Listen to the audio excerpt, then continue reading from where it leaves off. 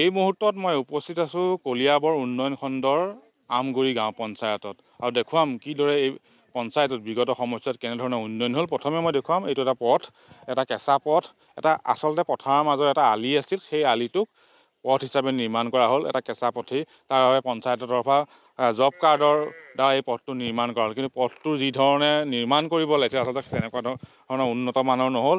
যেনে তেনে পাল মাৰিবলৈ এই পথটো নিৰ্মাণ কৰিলে পঞ্চায়ত প্ৰতিনিধিকে ধৰি ইয়াত পঞ্চায়তৰ বিষয়াসকলে। আৰু দেখা গৈছে এনেদৰে গ্ৰামাঞ্চলৰ এইসমূহ পথ বা যিসমূহ উন্নয়নমূলক আঁচনি আছে, আঁচনিসমূহ ৰূপায়ণত কিন্তু পঞ্চায়ত প্ৰতিনিধিয়েই হওক বা পঞ্চায়তৰ বিষয়া কৰ্মচাৰীয়ে কিন্তু দুৰ্নীতিৰ আশ্ৰয় লোৱা অভিযোগ উত্থাপিত হৈছে।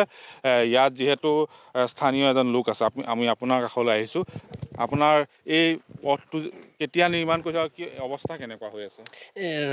পথটো আপোনাৰ নিৰ্মাণ কৰা দিন হৈছে আপোনাৰ এতিয়া ধৰক 2 বছৰমানেই হৈছে। তাৰপৰা 2 বছৰৰ ভিতৰত সিফালে আৰু কাম চাম একো নহ'লে সেয়া ৰাস্তা পথ আমাৰ এনেকৈ থাকিলে আৰু। কোনে নিৰ্মাণ কৰিছিল? নিৰ্মাণ কৰিছিলে এইটো আপোনাৰ GRS কৰিছিল, জগত গড়, তেওঁলোক আছিলে ইয়াতে। আৰু আধৰুৱাকৈ এৰিলে, এয়া পাথৰগুটি দিম বুলি ক'লে আৰু নিদিলে। আৰু আমাৰ পানী হ'লে মোৰ এডিঙিমান ইয়াত পানী হৈ যায় এইডোখৰত। আমি অহা যোৱা কৰিব বহুত দিগদাৰ। আমাৰ ল'ৰা ছোৱালী যদি স্কুল ক্ষতি হয়, পানী হৈ গ'লে মানে, আৰু বেমাৰী থাকিলে আমি কেতিয়াবা এনেকুৱা হেৰিত পৰি যাওঁ, কান্ধত কৰি লৈ যাবলগীয়া হয় চাঙিত কৰি মিনি। সেয়াই আছিল আৰু। নিশ্চয়কৈ বিভিন্ন সমস্যাৰে জৰ্জৰিত এটা অঞ্চল, ভিতৰুৱা অঞ্চল। এয়া হৈছে আমগুৰি পঞ্চায়তৰ দেওচুৰচাং গাঁও। আৰু ইয়াত যিহেতু স্থানীয় আৰু লোক আছে, কেনেকুৱা ধৰণৰ কাম বন হৈছে পঞ্চায়তৰ পৰা আপোনালোকৰ ইয়াত? বৰ্তমান মই ৰাস্তাটোৰ বিষয়ে ক'বলৈ গৈছিলোঁ। এইটো যেতিয়া সময়ত ৰাস্তাটো নিৰ্মাণ হৈ আছিলে, তেতিয়া আছিলে জগত গড় নামৰ GRS এজন, তেখেতৰ পত্নী আছিলে সভানেত্ৰী। কিন্তু ৰাস্তাটো বনালে এনেই ৰাইজৰ পথাৰ অথলে যোৱা নিচিনা হ'ল, যিটো মানে পথেদি এতিয়া যাতায়াত, বাৰিষা হ'লে যাতায়াত কৰা সম্ভৱ নহয়। ৰঙা মাটি, বাইক চাইক কোনো গাড়ী মটৰৰ সুবিধা নহয়। ল'ৰা ছোৱালী যিটো সময়ত মানে কি নৰেন্দ্ৰ মোদী ডাঙৰীয়াদেৱে বেটী বচাও বেটী পঢ়াও অভিযান হৈ আছে, ইয়াত বহুত ছোৱালী আছে, তেখেতসকলৰ সেই সময়ত স্কুলো ক্ষতি হয়। তেনেকৈ আগত যিসমূহ আপোনাৰ PMAY ঘৰ, সেই ঘৰবিলাকো প্ৰায়বিলাক কমপ্লিট নহ'লেই। কিছুমানৰ দুৱাৰ খিৰিকী, কিছুমানৰ হয়তো ঘৰ কমপ্লিট হোৱালৈকে ঘৰেই ভাঙি গৈছে। তেনেকুৱা ধৰণৰ বহুত সমস্যাই এই অঞ্চলত ব্যাপক দুৰ্নীতি হয়। নিশ্চয়কৈ ব্যাপক দুৰ্নীতি। আৰু এই দুৰ্নীতিত আচলতে পঞ্চায়ত প্ৰতিনিধিয়ে হওক, পঞ্চায়তৰ বিষয়া কৰ্মচাৰী হওক বা ইয়াৰ স্থানীয় একাংশ ৰাজনৈতিক পালি নেতাই দুৰ্নীতি কৰে, যাৰ ফলত এনেদৰে পঞ্চায়তৰ পৰা যিসমূহ সা সুবিধা পাব লাগে প্ৰকৃত হিতাধিকাৰীয়ে সেয়া লাভ কৰা নাই। আৰু এগৰাকী মহিলা আছে আপোনাৰ ঘৰ ইয়াতে, পঞ্চায়তৰ তৰফৰ পৰা কি কি সা সুবিধা পাইছে বা আপোনাৰ এটা ঘৰ পাইছে, কেনেকুৱা অৱস্থা? ঘৰটোৰ অৱস্থা একেবাৰে শোচনীয়। মুঠতে দৰ্জা খিৰিকী নাই, পকাখন যিখন প্লাষ্টাৰ কৰিছে সেইখনো ফাটি গ'ল।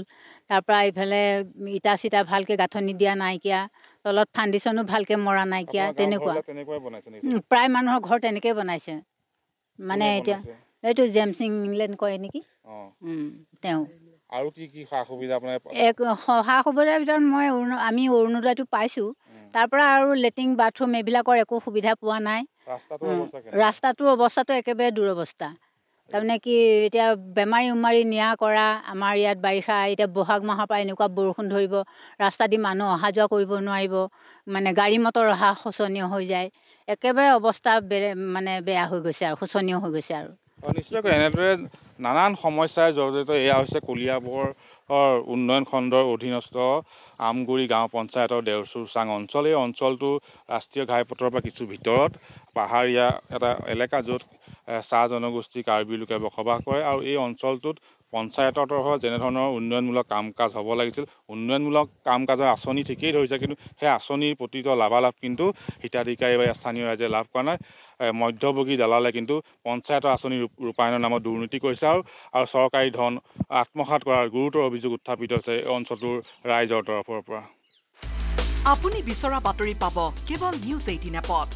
নিউজ 18 এপ ডাউনলোড কৰিবলৈ স্কেন কৰক এই QR কোড। গুগল প্লে ষ্টৰতো পাব এই নিউজ 18 এপ।